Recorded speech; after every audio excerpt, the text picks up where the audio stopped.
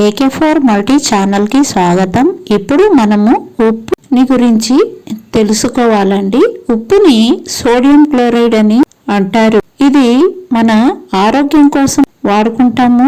రుచుల కోసం కూడా ఈ ఉప్పు లేకపోతే రుచి ఉండదు అని మనం రోజువారీగా ఉప్పు ఉపయోగించుకుంటాము. శరీరంలో నీటి సమతుల్యత కోసం సోడియం అనేది చాలా అవసరం అండి. కడుపులో ఉండేటువంటి ఆమ్లం అనేది తగ్గిస్తుంది. ఒక గ్లాస్ నీటిలో 1/2 స్పూను ఉప్పు వేసి కలిపి తాగినామంటే ఎసిడిటీ అనేది బాగా తగ్గుతుందండి. వేడి నీటిలో కొంచెము ఉప్పు వేసి బాగా మరిగించి ఆ నీటిని మనము పుక్కలించామంటే గొంతు ఇన్ఫెక్షన్ బాగవుతుందండి. కాళ్ళు నొప్పులుగా ఉంటే వాపులుగా ఉంటే వేడి నీటిలో 2 స్పూన్లు ఉప్పు వేసేసి ఆ నీటిలో కాళ్ళు అలానే పెట్టేయాలండి. ముంచినట్టు పెట్టేసి కొంచెంసేపు ఉంటే మంచి రిలీఫ్ ఇస్తుందండి. డిహైడ్రేషన్ కు 1 గ్లాస్ నీటిలో ఉప్పు, కొద్దిగా నిమ్మరసము, చక్కెర కలిపి ORS లాగా ద్రావణాన్ని తయారు చేసుకోవచ్చండి. ఇది ఇంటి చిట్కా అండి.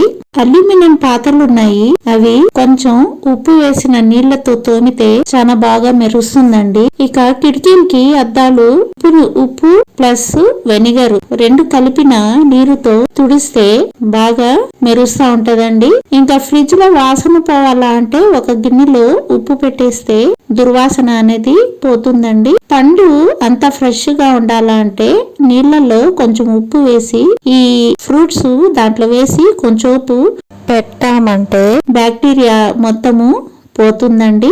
ఇక స్కిన్ కి అయితే ఉప్పు కొద్దిగా ఆలివ్ ఆయిల్ లో కలిపి ముఖానికి రాస్తే డెడ్ స్కిన్ అనేది మొత్తం పోతుందండి. ఇక ఉప్పు, బేకింగ్ సోడా 2 కలిపి మనం బ్రష్ లాగా చేస్తే పళ్ళు మెరుస్తా ఉంటాయండి. ఉప్పు, మిరియాల పొడి 2 కలిపి దంతాలు బ్రష్ లాగా చేసుకుంటా ఉంటే పళ్ళు పుచ్చకుండా ఉండి దంతాలు దృఢంగా బాగుంటాయండి.